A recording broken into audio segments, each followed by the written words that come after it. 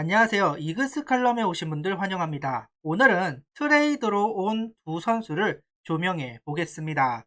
오선진 선수와 트레이드한 이성곤 선수, 그리고 강경학 선수와 트레이드한 배경환 선수를 조명해 보겠습니다. 칼럼 시작하죠. 이번 시즌 돌이켜봤을 때 가장 아쉬웠던 것은 트레이드가 소극적이었다는 부분입니다. 무성한 루머만 나돌았을 뿐 실제로 성사된 것은 단 2건이었습니다. 시즌 초 수베로 감독은 트레이드에 대한 질문에 아직은 필요성을 크게 느끼지 않는다. 리비딩 1년 차이는 좀 더 우리 팀 내 자원들을 살펴봐야 한다. 어떤 선수가 차후년에 코어로 자리 잡을 수 있을지, 누가 포텐셜이 떨어지는지를 디테일한 평가가 필요하다. 만약 올 시즌 후반에 우리 팀이 플레이오프 진출 경쟁을 펼치는 상황이 온다면 전력 강화를 위해 트레이드를 생각할 수는 있겠지만 현재로서는 트레이드 필요성을 느끼는 상황이 아니다라는 페로 감독 이야기가 있었습니다. 결국 하나 구단은 트레이드를 소극적으로 대응할 수밖에 없었습니다. 하지만 수베로 감독 뜻대로 시즌이 흘러가지는 않았습니다. 베테랑의 부진에 용병타자 힐리 선수도 부진에 빠졌습니다. 그리고 용병 투수였던 킹엄의 부상과 카페터의 부진까지 이어졌습니다. 결국 장타력이 실종된 타선이 계속되면서 패전이 계속되었는데요. 팀 분위기는 최악으로 흐르게 됩니다. 수베로 감독은 결국 생각을 바꿀 수밖에 없었습니다. 결국 수베로 감독은 육성이 어렵다는 이야기를 했고 구단은 트레이드 시장을 두드리게 됩니다. 여러 루머가 있었습니다. 용병 투수 트레이드 썰부터 시작해서 LG와의 트레이드 썰, SSG와의 트레이드 썰까지 여러 이야기가 들려오고 있는 상황에서 트레이드 소식이 알려져 왔습니다. 바로 오선진 선수와 이성곤 선수의 트레이드 소식이었습니다. 하나는 힐리가 떠난 1루수를 찾고 있었고 삼성은 내야수를 찾고 있었기 때문에 성사된 트레이드였습니다. 하지만 바로 진가를 보여주지는 못했습니다. 그러다가 9월 3일 롯데전 홈런을 기점으로 달라진 모습을 보여주는데요. 워시터 코치가 이성곤 선수는 스윙이 느린 선수이기 때문에 띄엄띄엄 기회를 주는 것보다는 계속해서 스타팅 멤버로 내보내는 게 좋을 것 같다 라는 이야기를 했었고 수베로 감독은 수용을 합니다. 그리고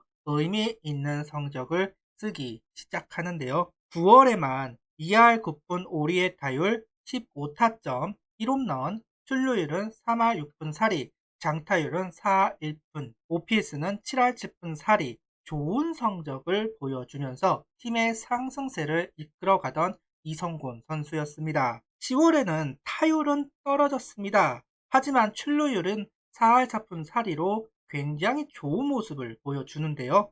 자신만의 타격을 완성해 나가는 모습을 보여주었습니다. 그래서인지 OPS 부분은 9월보다 더 상승한 모습을 보여주게 됩니다. 삼성에 있을 때는 WAR이 1이 넘지 못했습니다. 하지만 트레이드 된 후 WAR은 1.06으로 상승되는 모습을 보여주는 이성곤 선수입니다. 따지고 보면 커리어 하이 시즌을 찍은 한 해가 되었습니다.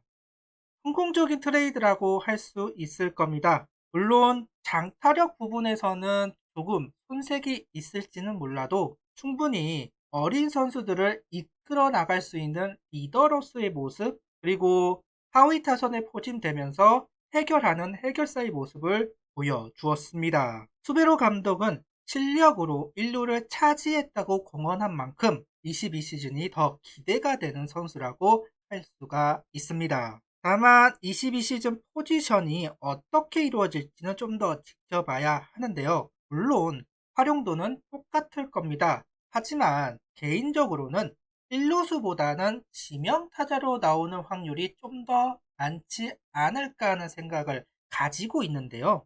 아무래도 변우혁 선수가 제대를 했고 김태현 선수 포지션도 생각해야 합니다. 1루수를 두고 어린 선수들을 기용할 가능성이 전 좀 더 높다고 생각을 하는데요. 21시즌은 아무래도 정은원, 노시환, 하주석 선수를 라인업에서 제할 수 없기 때문에 지명타자를 활용해서 이 선수들의 체력을 세이브했습니다.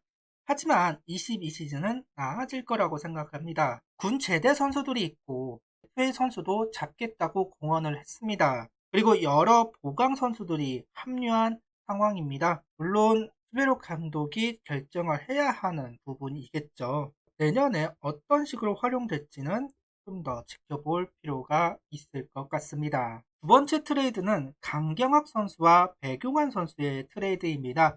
이 트레이드를 성적으로 평가할 수는 없다고 생각합니다. 하나는 내야수를 정리할 뿐만 아니라 최악을 생각하고 배경환 선수를 데리고 왔다라고 생각을 하는데요. 무슨 이야기냐면 이번에 최재현 선수가 FA입니다. 웬만하면 잡겠지만 미래는 알 수가 없는 것이죠. 그리고 2차 드래프트가 공식적으로는 안 한다고 합니다.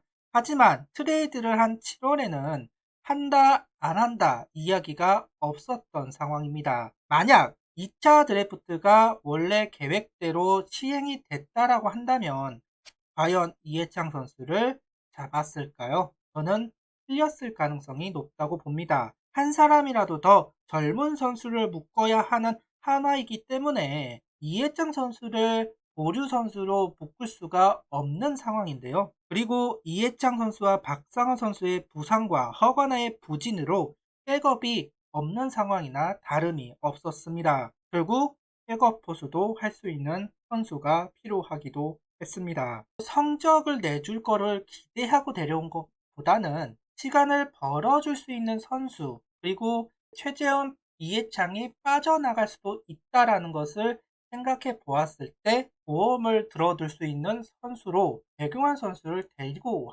왔다라고 생각을 하는데요. 저는 성공적인 트레이드였다고 생각을 합니다. 이유는 목적했던 바를 다 이루었기 때문입니다. 다만 22시즌은 어떻게 운영될지 알 수가 없습니다. 최재훈 선수는 FA를 잡을 겁니다. 2차 드래프트가 사라졌기 때문에 이해창 선수의 유출이 없을 겁니다. 과연 배경환 선수가 이 경쟁에서 이길 수 있을까요? 그래도 트레이드로 온 선수들이 제 역할을 하고 있다라는 생각을 하고 있는데요. 만족스럽다라기보다는 분위기를 바꾸고 어린 선수들을 다독일 수 있는 두 선수가 왔고 그 역할은 잘했다고 생각을 합니다. 그러면서도 더 많은 것을 감당했으면 좋겠습니다. 두 선수 모두 베테랑의 나이가 되어가기 때문에 조연의 역할보다는 주연의 역할이 필요합니다. 구독, 좋아요, 알림 설정 부탁드리며 영상을 봐주셔서 감사합니다.